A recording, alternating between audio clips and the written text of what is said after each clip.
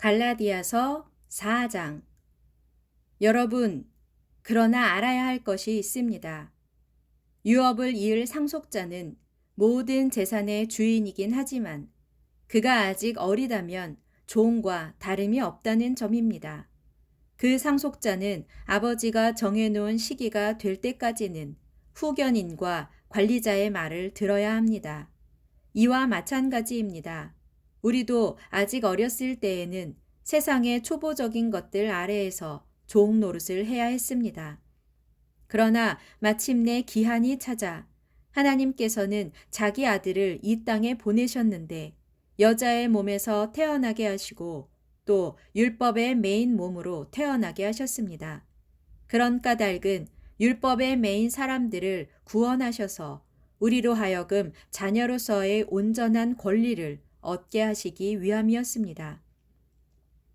그리하여 여러분은 이제 하나님의 자녀이므로 하나님께서는 우리 마음속에 자기 아들의 영을 보내주셔서 우리로 하여금 하나님을 아바 아버지라고 부를 수 있게 하셨습니다. 여러분은 이제 노예가 아닙니다. 하나님의 자녀입니다. 하나님의 자녀이므로 하나님께서는 여러분 또한 상속자로 삼으셨습니다. 예전에 여러분이 하나님을 알지 못했을 때에는 여러분은 실제 있지도 않은 것들에게 종노릇을 하였습니다. 그러나 이제 여러분은 하나님을 알고 있을 뿐만 아니라 하나님께서도 여러분을 알아주셨습니다. 그런데도 어찌하여 예전에 무력하고 천박하며 유치한 것들로 되돌아가려고 하는 것입니까? 여러분은 또다시 그것들에게 종노릇하려는 것입니까? 지금 여러분이 복음을 떠나 특별한 날과 달과 절기와 해를 정해놓고 그것들을 지키고 있다고 하니 내가 그동안 여러분을 위해 땀 흘린 노력이 헛일이 될까봐 심히 염려스럽습니다. 형제들이여, 여러분께 간청합니다. 내가 여러분처럼 되었으니 여러분도 이제는 나처럼 되시기를 바랍니다. 여러분은 나에게 아무런 잘못도 저지른 적이 없습니다. 여러분도 잘 아시다시피 내가 처음으로 여러분에게 복음을 전하게 된 것은 내 육체의 병이 계기가 되었습니다. 내 육체의 병이 분명 여러분에게는 시험거리가 되었을 텐데도 여러분은 나를 업신여기거나 외면하지 않았습니다. 오히려 여러분은 나를 마치 하나님께서 보낸 천사인 양 또는 예수 그리스도라도 되는 양 나를 기꺼이 영접해 주었습니다. 그런데 그때 여러분이 내게 보여주신 그 기쁨은 지금 어디에 있습니까?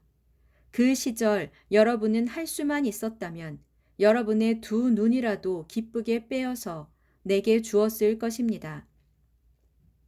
그런데 지금은 내가 여러분에게 진실을 말한다고 해서 나를 마치 원수처럼 여긴단 말입니까?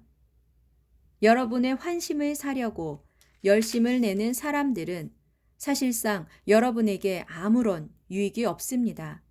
그런 사람들이 원하는 것은 여러분을 내게서 떼어내어 여러분으로 하여금 자기네들을 추종하도록 하려는 것입니다.